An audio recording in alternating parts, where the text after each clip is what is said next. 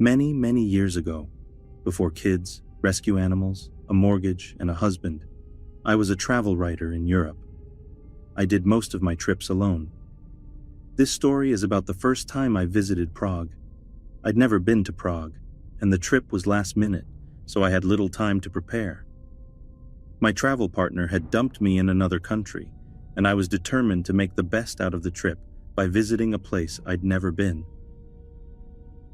Upon arrival at the train station, I visited the accommodation office and asked for a hostel not far from the center. In my early 20s, winging it was part of the fun. These days, I'm far less adventurous.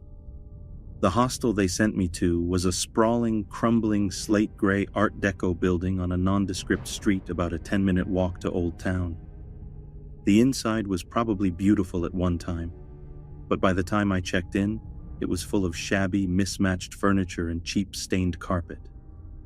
Most of the light fixtures were broken, leaving everything but the lobby dark and gloomy. It smelled of standing water and dust. I found my room, a double for $12 per night, and made note of the fact that I had a roommate. She wasn't there, but on her side of the room, there was a suitcase, dress neatly folded across the back of a plastic chair, a scattering of makeup containers on the beat-up desk, and a stack of German fashion magazines on the bed. As I had no plans or goals on this impromptu trip, so I spent the afternoon exploring Old Town Square, the Jewish Quarter, and Wenceslas Square. I purchased some Czech crystal for my mom and painted eggs from a street vendor for myself. I also made reservations for a sunset dinner cruise for one. At around 6 p.m., I returned to my room to shower, change clothes, and unload my purchases. When I left my room about an hour later, there was no indication that my roommate had returned at any point during the day. After the cruise, I stopped at a tiny bar on Tinska and had a glass of wine. I'd heard horror stories about the dangers of Prague, but I felt no more trepidation than I did in any other large city. Sure, the cobblestone streets, fog rolling off the Vltava, backlit Gothic architecture, and winding alleys made me think of Jack the Ripper and Dracula, but in a good way. It was nearly midnight when I returned to my hostel, so I was surprised to find that my roommate still hadn't returned. That wasn't uncommon, though. Backpackers are a fickle lot. She could have gone on a short overnight trip and just left her stuff behind, hooked up with a guy, and was holed up at their place, or hanging out at another hostel. So I was surprised, but not concerned. I took another shower before bed, however, and was surprised to find that things in the room had changed up on my return. Her bed was neatly turned down, the magazines had moved to the nightstand, and the dress was gone. The strangest thing, though, was the addition of a pink, silky nightgown spread across the bed. My bed. Maybe she thought she still had the room to herself. I didn't see how. My shopping bags, clothes, and toiletries were in plain view. I gently moved the nightgown over to her bed and then settled in for the night as I wrote in my journal. I assumed she was in the shower or somewhere nearby, so I expected her return shortly. After about an hour, though, her side was still empty. I needed to use the restroom before I went to sleep, so I made one last trip down the hall. The building was unusually quiet. There weren't the regular sounds of chatty backpackers, the clinking of glasses, or music that would normally leak through the walls. There was nothing. It was hushed, like a church after the congregation has left. I found myself practically tiptoeing back. My room was near the end of the hall, and I couldn't shake the feeling that the corridor was darker than before. The few working lights were blinking as they struggled to stay lit, and it reminded me of a fun house. A tightness began to fill my stomach, and I subconsciously quickened my steps. There wasn't a soul behind me, yet I kept glancing back over my shoulder, convinced I'd see someone gaining momentum on me. The only sound was the soft thud of my flip-flops as they struck my soles. I was flooded with relief as I flung open my door, but it didn't last long. Everything was exactly as I left it, except for the silky nightgown, which was now back on my bed. Sleep came in fits and starts. I left the lamp on for a while, still convinced my roommate would be right back, but the shadows it cast made the room even spookier. It was too dark with the light off. I'd finally slipped into a deep sleep when I suddenly heard the door open. A man stood in the darkened doorway, the hall light behind him showing just enough for me to see his contorted face. "I didn't mean to," he sobbed. "You have to help me." Too confused and disoriented to be scared, I sat up, scrubbed at my eyes, and reached for the lamp switch. But once the room was light, I saw that the door was closed. There was no man. I quickly bounded off the bed and went for the door. It was locked. Nobody could have entered without a key. And the hallway? Empty. I passed the rest of the night fully clothed, sitting up in bed and with the light on. Though I'd paid for 2 more nights, at 7 a.m., I gathered all my stuff and went down to the reception desk to check out. "By the way," I said to the 20-something receptionist, "my roommate never returned. I'm a little concerned." She picked up the room key, looked at it hard, frowned, and then glanced at her computer. "What room were you in again?" When I repeated it to her, she looked back at her screen. "Ma'am, that room's been empty for 3 weeks, and it's been cleaned since then. We only have 6 people in the whole building. The hostel has since been renovated and is now a luxury hotel."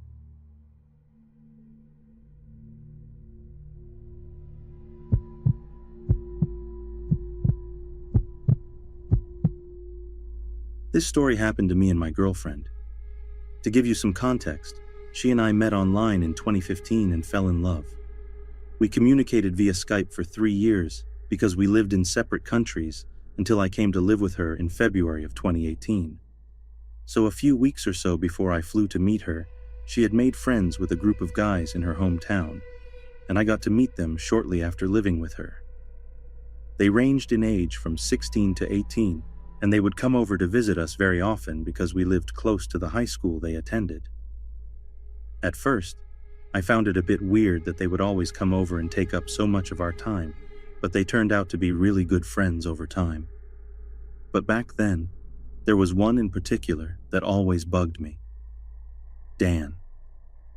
As I mentioned earlier, the guys would come and visit and hang out with us a lot, but Dan was the one that would always take up most of our time. I say this in the sense that he would message us early almost every day, asking if we were home and if he could come over, and would proceed to spend almost the entire day, from morning to night, or early afternoon to night, depending on his work schedule, at our place. He would also go out of his way to meet us and bump into us wherever we went, whether it was the store, a coffee shop, or any other place you could think of. While I found this annoying, there wasn't anything particularly creepy or weird going on yet. Mind you, we live in a small town where it's almost impossible to not run into someone you know on the way to buy groceries or something like that.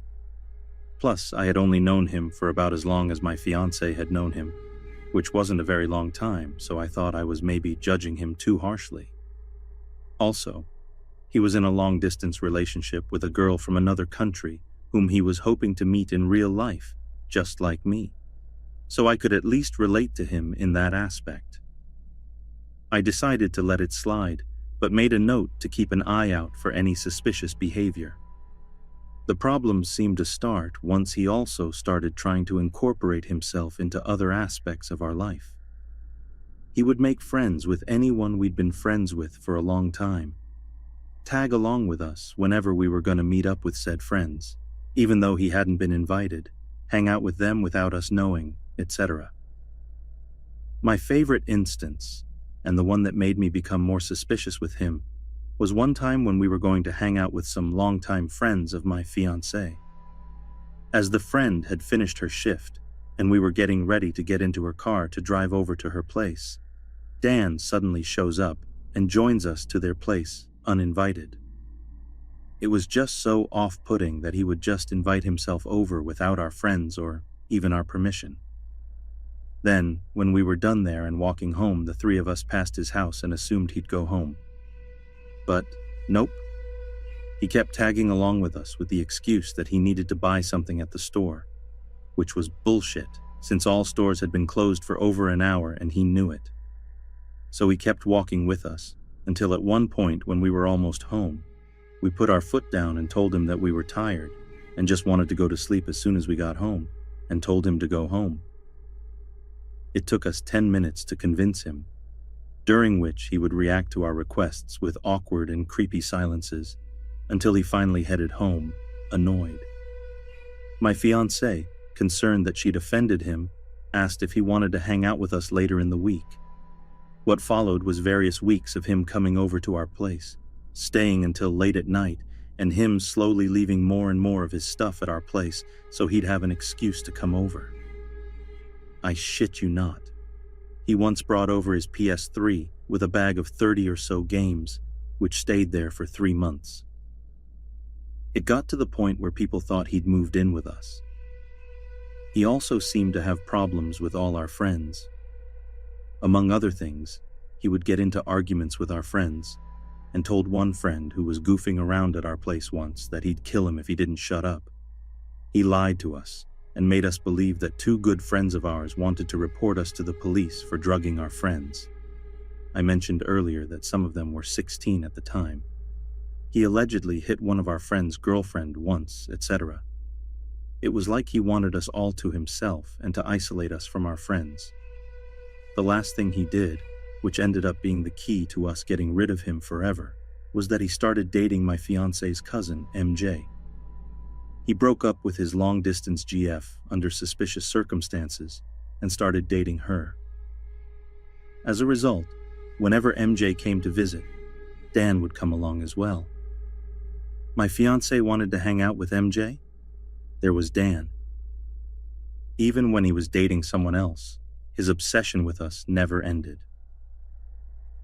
One day when we were in town, we met another friend of ours, and Dan insisted that we hang out with that guy all day when we'd already agreed to do something else.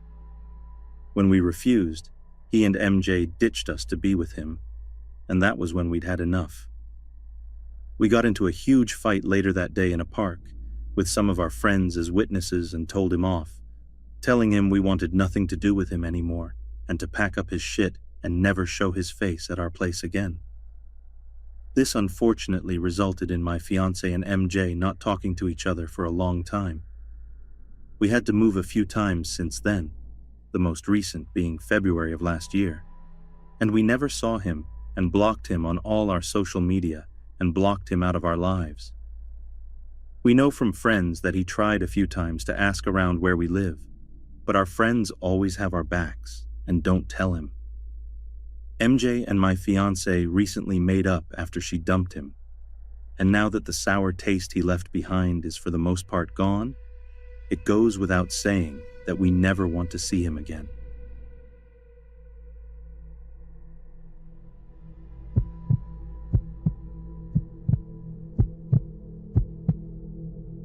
This is a story about a roommate that my boyfriend and I had many years ago, when we first started college.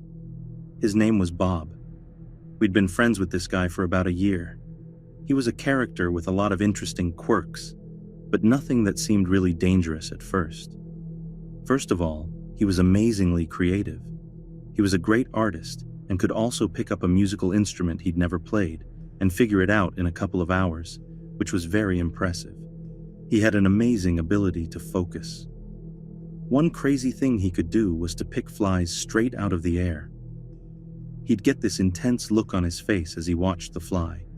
Then he'd slowly approach it and bam, pinch it out of the air in mid-flight. He also liked to burn things. Often we'd be kicking back and suddenly there'd be the smell of burning hair or something. There he would be, sitting over the ashtray burning something he'd found, with that same intense look of concentration on his face. Once someone brought over this big stand-up cardboard Easter bunny. We didn't have it for an hour before we noticed smoke coming from the front yard. There he was, watching the bunny burn. In retrospect, there were some things that indicated something was wrong with him, beyond his quirky behavior. A couple of times he accidentally hurt my dog, shut his leg in the door, or carelessly grazed him with a lit cigarette. Once, when he was cat-sitting for a girlfriend, the cat mysteriously disappeared. A girl I knew claimed that he had tried to bury her puppies under a shed. They liked to crawl under there to sleep, and he filled in the entrance. But he and she had kind of a weird history, so I believed him when he denied it. So one day some friends of ours came by the house while we weren't home. They caught him picking up and throwing one of our dogs, hurting her, for fun. I confronted him over this, as I was naturally pretty upset. He told me in a completely matter-of-fact way that he'd decided to conduct an experiment that he'd been working on for a while. He wanted to see if he gave my dogs only bad attention and pain, whether they would learn to enjoy it. He acted like this was a totally rational explanation. I told him that this was crazy, and asked him where he'd come up with such a horrible excuse for torturing my dogs. After some argument, he admitted that while he was doing an experiment, he really did enjoy seeing the look or fear in their eyes when he hurt them. He also admitted that he'd had similar desires to do the same to women, though he hadn't acted on them. Again, with these confessions, he didn't seem at all remorseful. He said it all in the same tone that you'd typically tell someone you decided to take some painting classes or something mundane like that. Needless to say, we made Bob move out and stopped hanging out with him. I don't know what all he did to our dogs when we weren't home for the 6 months he lived with us. I did hear from a mutual friend that when he found out our dog had puppies, that he was surprised that she could get pregnant after what he did to her. Pretty disgusting. I wouldn't be surprised to see his name in the papers as being a serial killer or something someday.